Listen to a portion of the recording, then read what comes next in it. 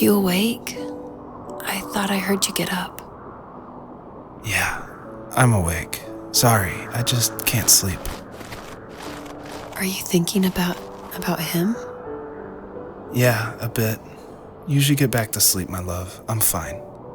No, it's okay. What else is on your mind? I don't know. It seems weird, but I had one of the most vivid dreams of my life. I saw a fox on a snowy mountain, just looking confused and worried. Those eyes. I can't get those eyes out of my head. She was running in the windy snow, looking for something. Do you think it has to do with you and what's been going on? I don't know. It was just a dream, Rachel. They're not meant to make sense. A lot's happened the past couple days, that's all. Well, if you're not going to sleep anyway, you should tell me. I want to hear. All right.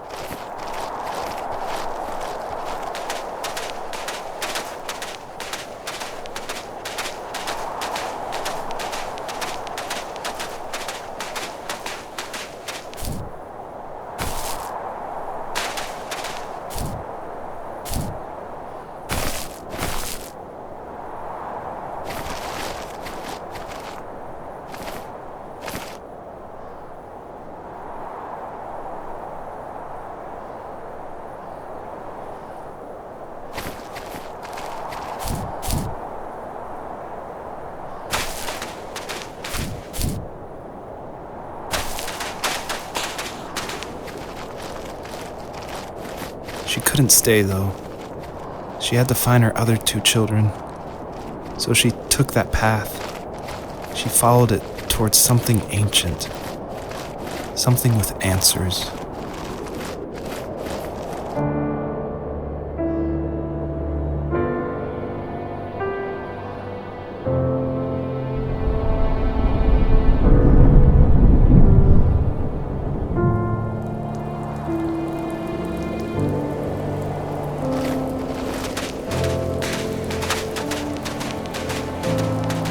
The fox looked high and low, searching for any sign of her cubs. Points of light showed the way to this ancient tree. It was as if each one had a story to tell, all their own. The land was trying to tell my story, too. I felt like I was right behind her the whole time.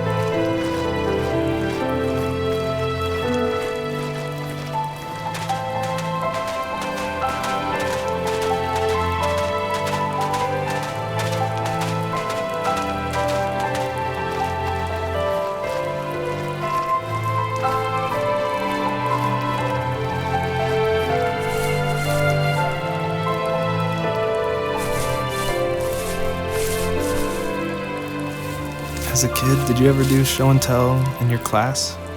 Yeah, I think I only did it once, when I was in the 4th grade. You know how my life was around then. I wanted to show my class what helped pass the time and distracted me, so I brought a dozen paper cranes I had made. I think I told everyone how badly I wanted to be a bird and fly, embarrassingly enough. Don't be embarrassed. Every kid wants to fly. For me, it was another toy from my dad, a wooden boat. I remember guarding it so carefully in my hands as I walked into class. When I sat down, a group of boys immediately made fun of it. They asked which trash can I found it in, or why an ugly log was my favorite toy. When I got up, I didn't even want to tell them my dad had carved it. I said it was a joke gift my friends had given me. Kids can be so cruel. Some of them are. I shouldn't have let them get to me, but it did. It's amazing we bounced back at all.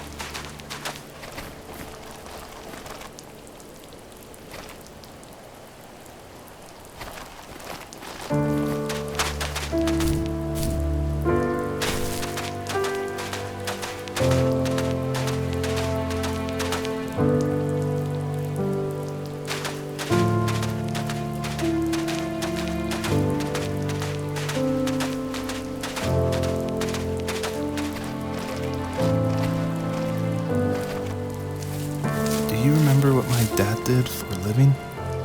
Wasn't he like a lumberjack? That's one way of putting it. If wood was a canvas, then a carving knife was his paintbrush.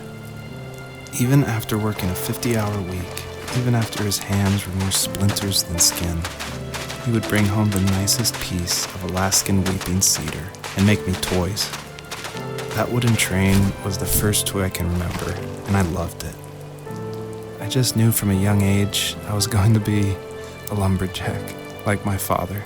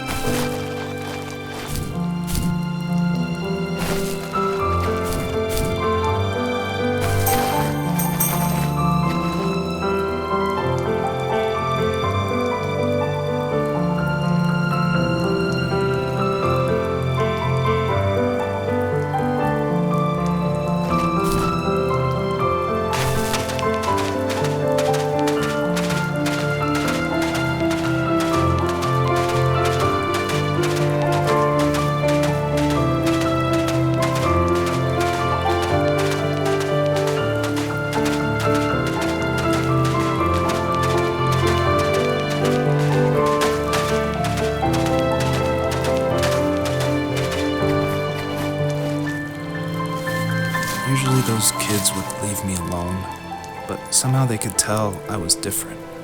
They made fun of how far away I lived. They called my dad a sourdough. I was a blabbermouth as a kid, telling my dad stories I made up for hours. But after that show and tell, I didn't tell him much anymore. He didn't know exactly what was wrong, but his best guess was that the toys he carved weren't cool enough. He carved me a tank and tried to tell me what it was like to be in a real tank as a serviceman. I didn't know your dad was in the military. Yeah, in the army. The sad thing is that I'd pretty much forgotten until just now. There's so much I still don't know about him. I'm sorry. He knows how much you love him. You're going to see him again soon and have some closure, I'm sure.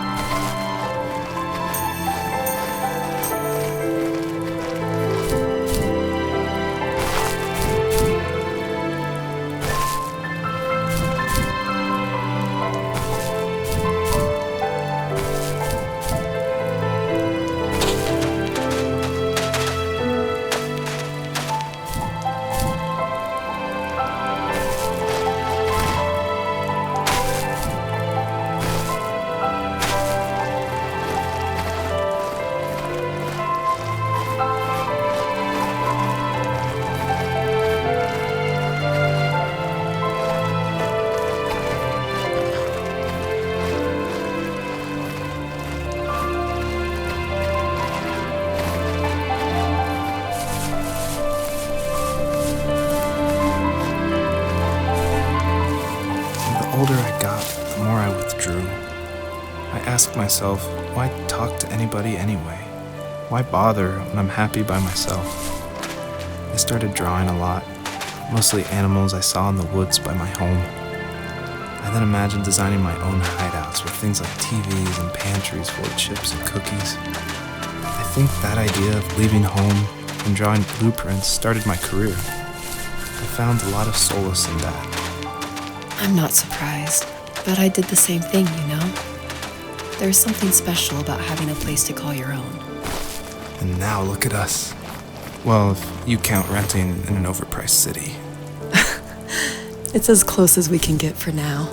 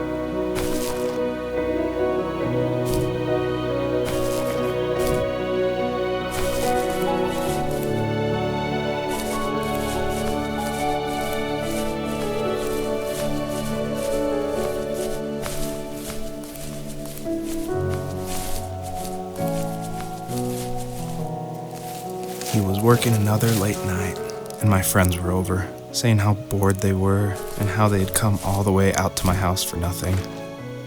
One of them mentioned how that old, ugly beyond belief truck was still in the garage, and how we should take it for a spin.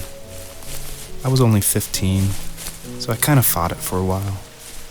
The next thing I knew, we were careening around the mountain path, rocks spitting onto the sides of the cliff, while my dad's cringeworthy bluegrass blared out the speakers.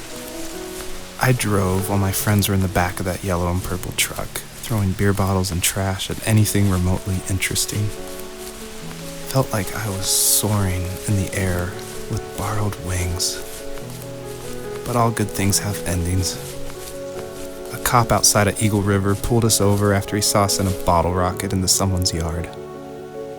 What followed was a long night of talking to disappointed adults and feeling smaller than ever. My teenage years were full of sketching, angst, and trouble. I wasn't popular or unpopular. Maybe just forgettable. I guess that gave me a sense of freedom, so I hung out with crazy kids doing crazy things, even though I mostly just watched the chaos ensue. We did it all. Put fireworks in mailboxes, hide roadkill in people's garages, break windows of the barber shop in Anchorage. My dad was furious, but he was so busy working he couldn't do much to stop me from going out. I think being an adult means there's no one to stop you making hard decisions. He had to make a living, and he couldn't be in two places at once. Yeah, I realize that now. But at the time, I was sure he was more interested in growing his business than what was going on with me.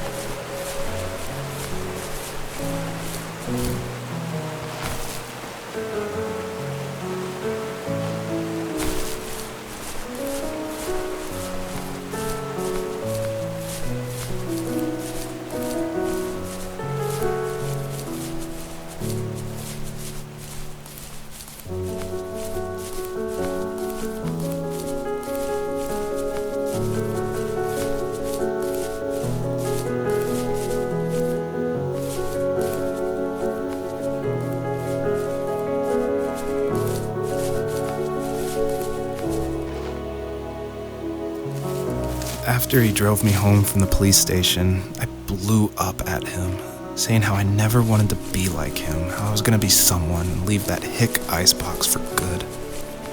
He just looked forward at the road with tired eyes. I took out that bluegrass tape from the cassette deck and chucked it out the window. In my sage teenage wisdom, I thought I had proved the ultimate point. But my dad had a different idea. He slammed the brakes, slowly bowed his head while gripping the steering wheel, and finally looked at me. All he said, like it was a polite request, was, "Make this right." I sat there in silence, fuming, but I eventually got out and combed every square inch of the woods, muttering profanity after profanity. I found it 30 minutes later, near a small waterfall off the road.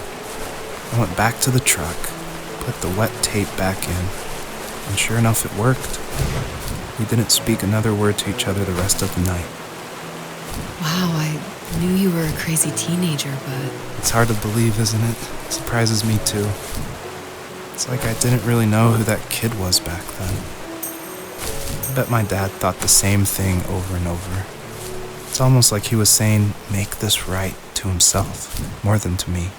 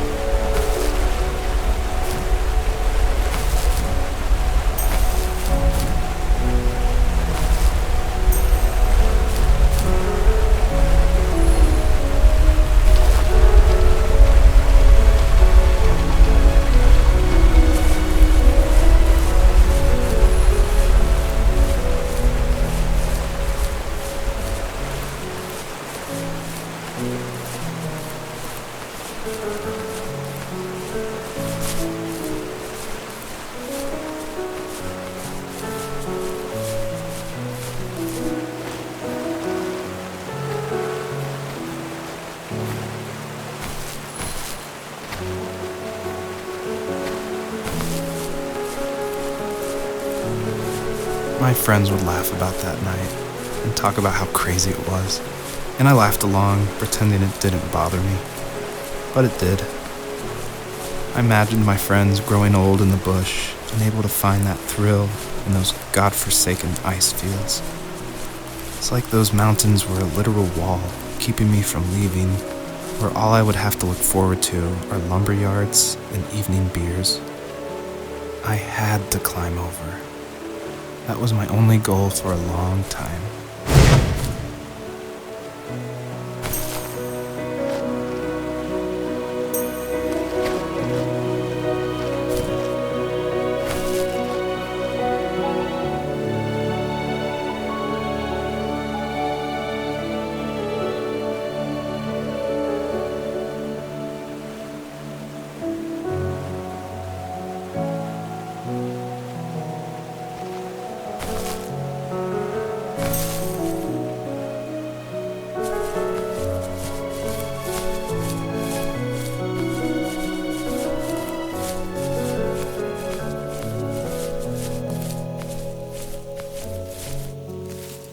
If there was some way I could take my love of drawing and turn it into a way of escape, nothing would make me happier.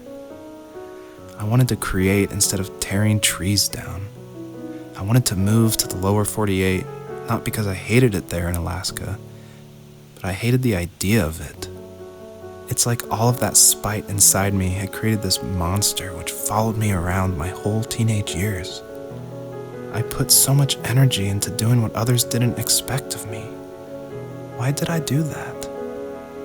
There's one fact you're forgetting, though. If you didn't have that fire in you, we probably would have never met.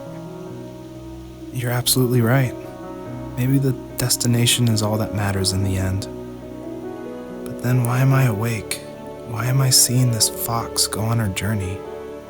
And why can't I stop thinking about my dad?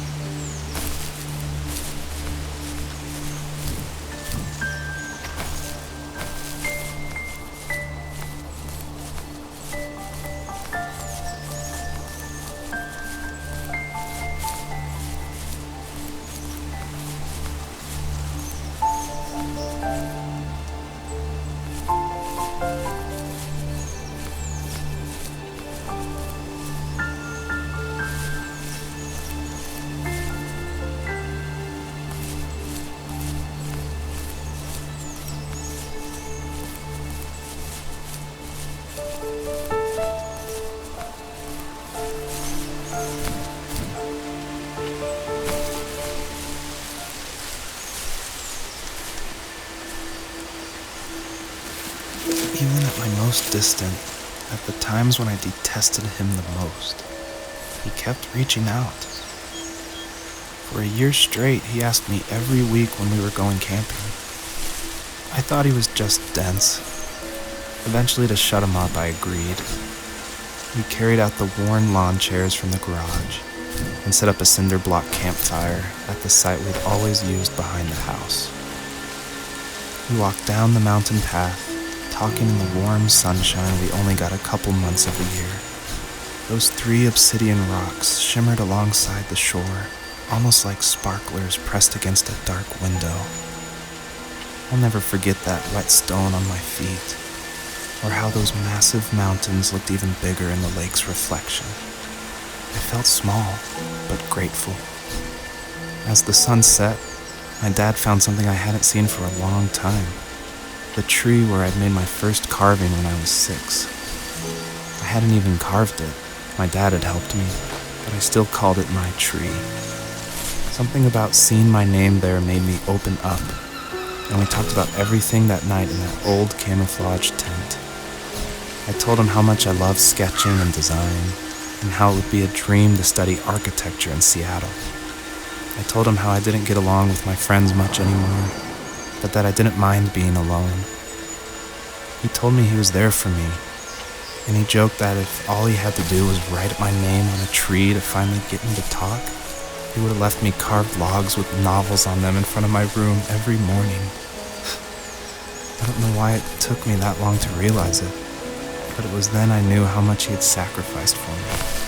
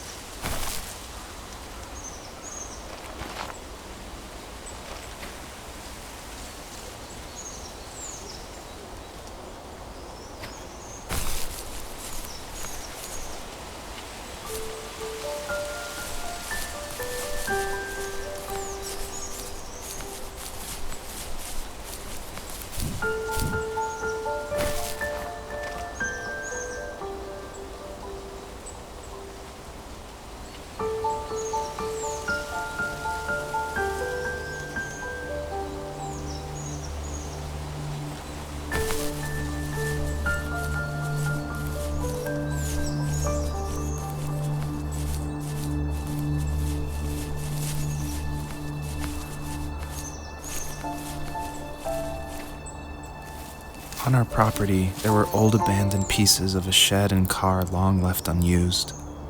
I used to ask him all the time who those people were that left all this junk, and I'm sure he got so tired of hearing it that he made up some elaborate stories how a brown bear ate them and haunted the woods afterwards. What's funny is I think it made those people seem more real. Growing up thinking they were still hanging out like they couldn't say goodbye. I used to tell my friends how I could swear I saw spirits move near the water, and that always freaked them out. I guess it didn't bother me, because the way I saw it, they were normal people with old cars and sheds, just trying to figure out how to survive and be happy in the middle of nowhere. It was a cool thought that they didn't want to leave, but I was a weird kid. Well, you had good company since those ghosts like living in a place where they were brutally devoured.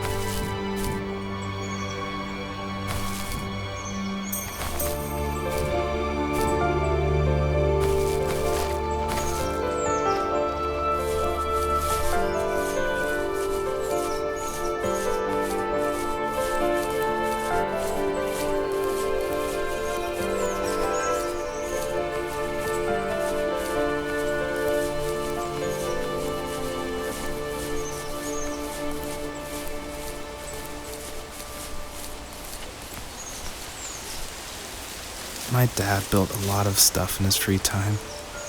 If he wasn't watching fly fishing or reading Tom Clancy novels, he was carving something. He made tons of birdhouses.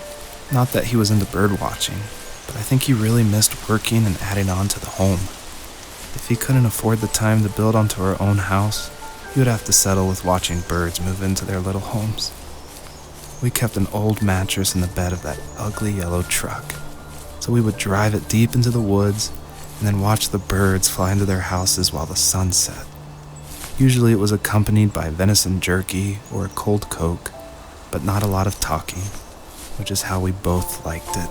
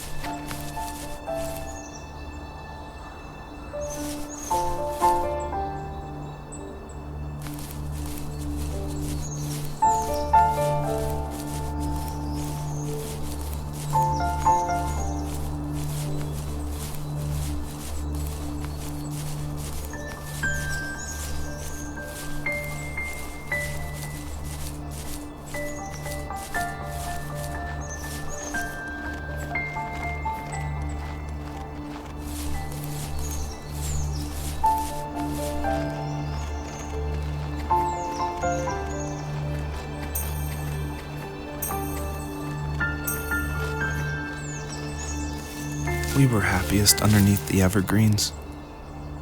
We decided it was time to finally map out the hundreds of acres we lived on just to pass the time during the summer. He was only free in the evenings, so I would spend the day wasting time on dial-up internet and sketching, and then we would rush into the woods, pen and map in hand, before evening fell. Sometimes the aurora borealis would cast a cold green glow on the mountainside, and we would finish our route underneath a twilight sky. Sometimes I was lonely during those summer days, but there was comfort in the routine. A lot of teenagers aren't looking for the daily grind, though. There's nothing wrong with wanting to get out, to leave your childhood home. You wanted to progress, to make something of yourself. Yeah, you're right. That house. I'm sure it's the same as how I left it. But then why does it feel so different? I doubt you're the only adult to have looked back and asked that question.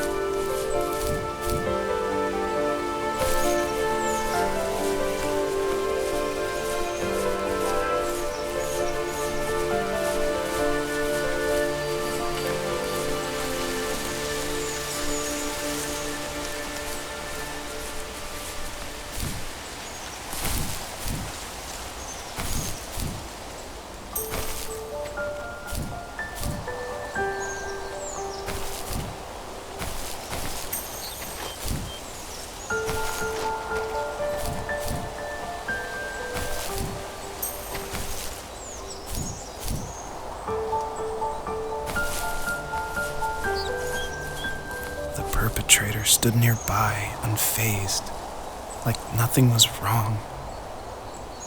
My dad is dead, and he's never coming back, Rachel. I can tell you these stories, but I can never reminisce with him again. He can never hold a grandchild that we'll probably never be able to have. I can never talk to him again, and I'll never be able to say I'm sorry for everything.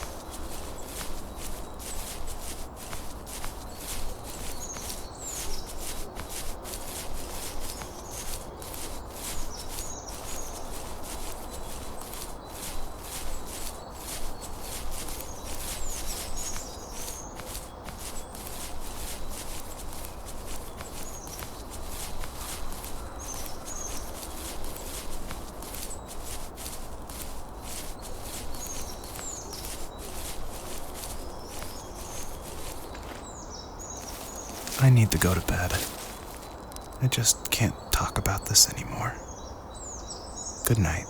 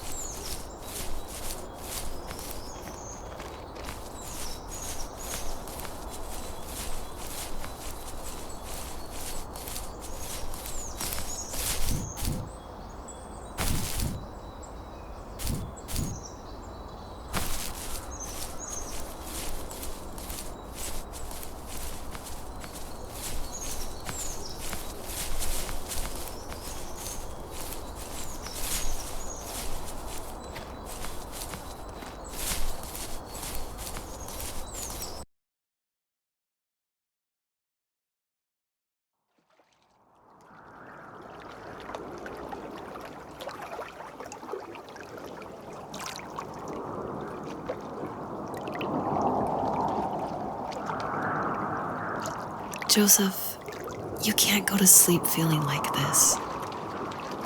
I'm sorry for everything, and I know you need space, but I'm here for you. You don't need to feel so lost.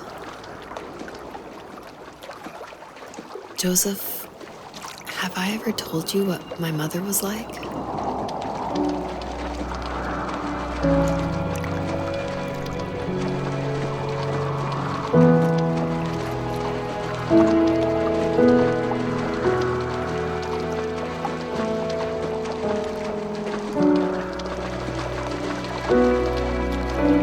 You know what it's like not to have a mom at home.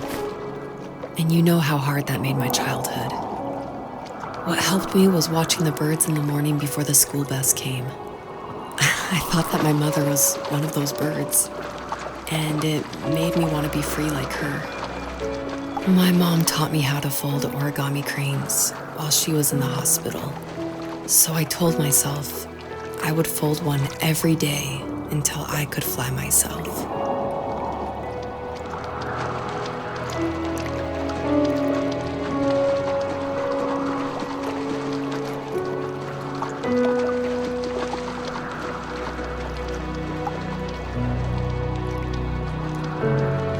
I think we both have always loved animals, and for me that love started with a dog. Sometimes this Rottweiler would come up to our property line and wait at the fence for me, but only once in a while. I was sure to check every day immediately after school, and it usually ended in disappointment. I would even steal money from my passed out dad just so I could buy these off-brand dog biscuits. Even when she did stop by, she never went beyond the fence. Why was she so scared?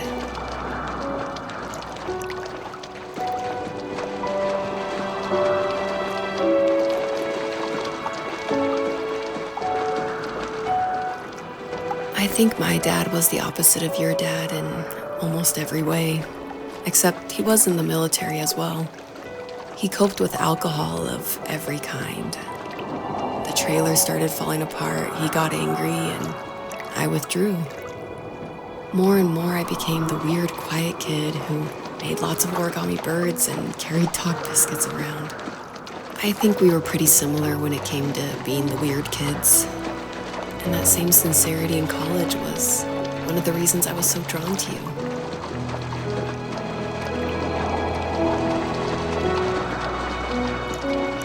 Life got worse and worse, and at one point, I really didn't think I could survive another day with my soul still intact. I had no real friends, let alone neighbors, since we lived in the middle of nowhere. I should have talked to my teacher, but I was scared what he would do if he found out. As I waited for the school bus one morning, I walked around until I found something in an abandoned shed. Something I can't put into words.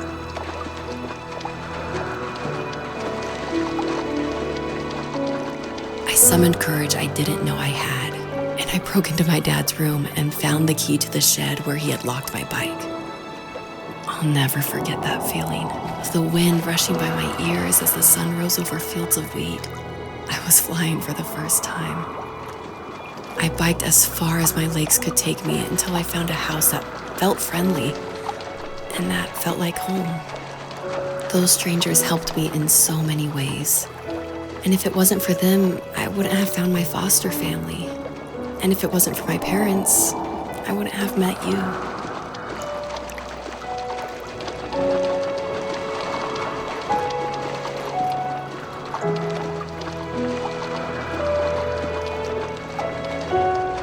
You have strength, Joseph, and you're not as alone as you think.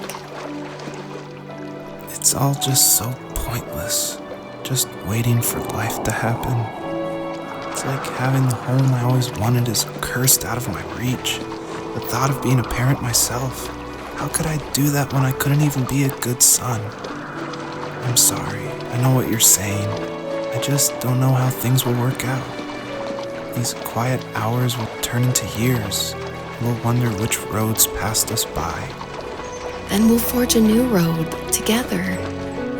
Besides, I discovered for myself that one fateful morning where any hopeful road leads to. There may be thorns and mist, but it always leads to the same thing. And what's that? Family. I'm so glad that you're part of my family, Rachel. And I'm glad you're part of mine.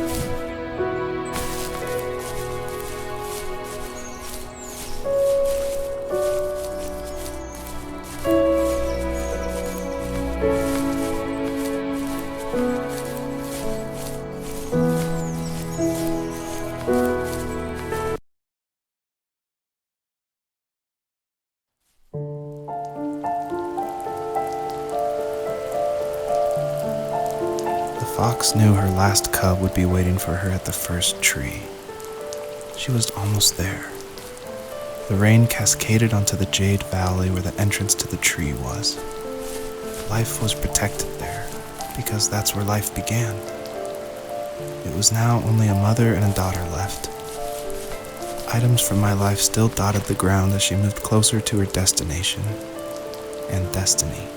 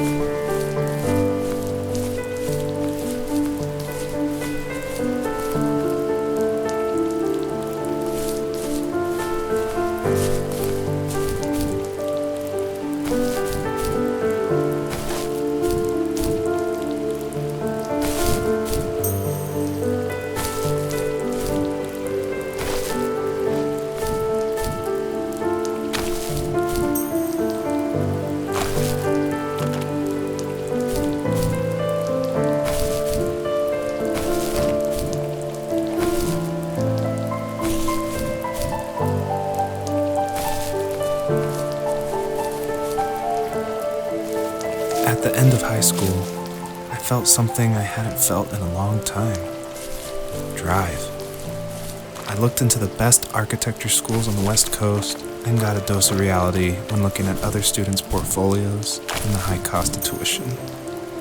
I still wanted to be something, to be the next Alvaro Siza, and to make those thousands of sketches worth something in my grand history. But now even an internship sounds impossible. Siza helped me understand how essential emotion is in architecture, and he also said light is the real composer of space. I like to think these glints of light, like not finding a job or even a strange dream about a fox, are something I should be thankful for, even if the illuminated space is something I'm less than comfortable with.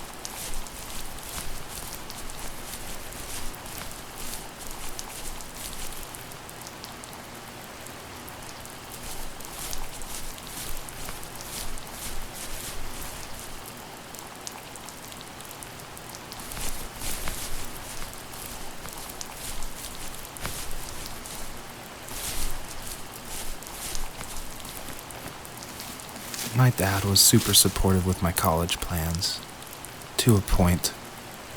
Things were okay until this terrible accident happened.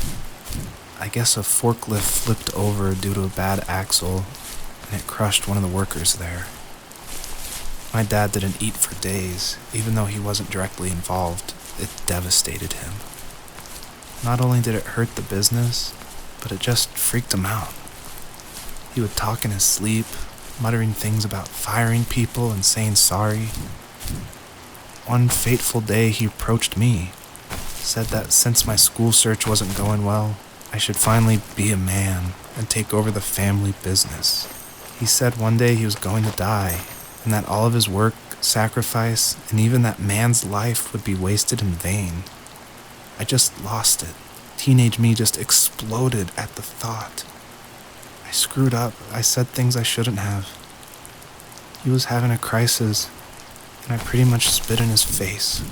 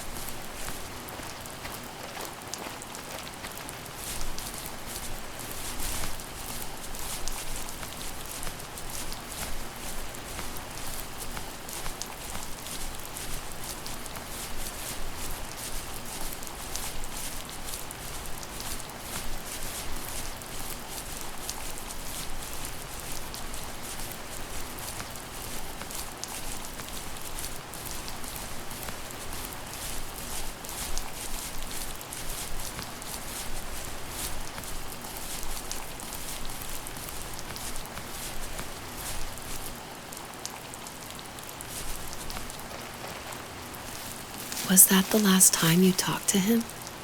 No, I called on holidays, and he would call on my birthday. I guess we acted like nothing ever happened, which was stupid. I didn't want to ask about his lumberyard, and I'm sure he didn't want to ask about my job search. I never went back and visited. I think the last conversation we had was about what movies we had seen and what exactly a best boy is in the credits. I thought he would be here so much longer.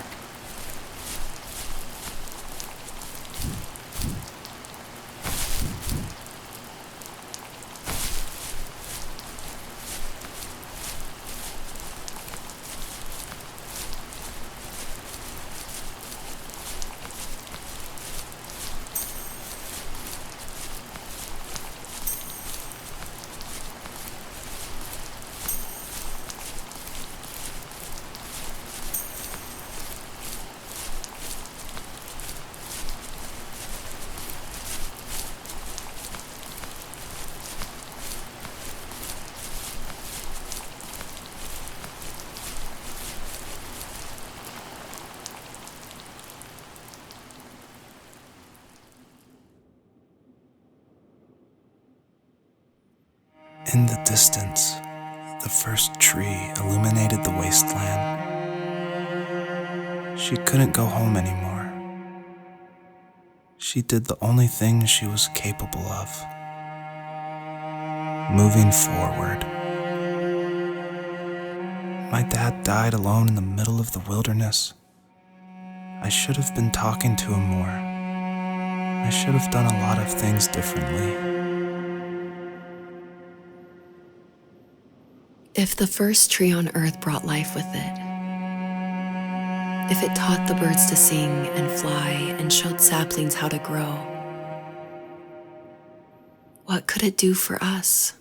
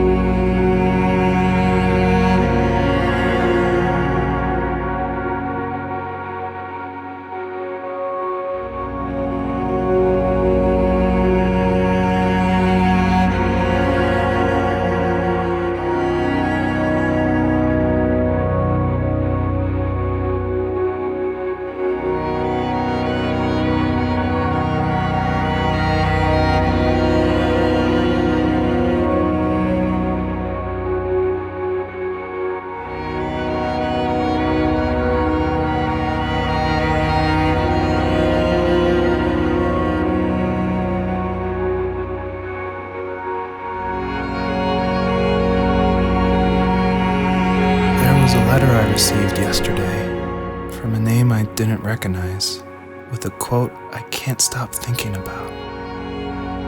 Death is not the opposite of life, but a part of it.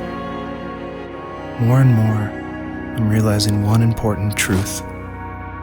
Each of us have our own journey to the first tree, but sometimes I'm not sure I'm ready to take that first step. You already have my love.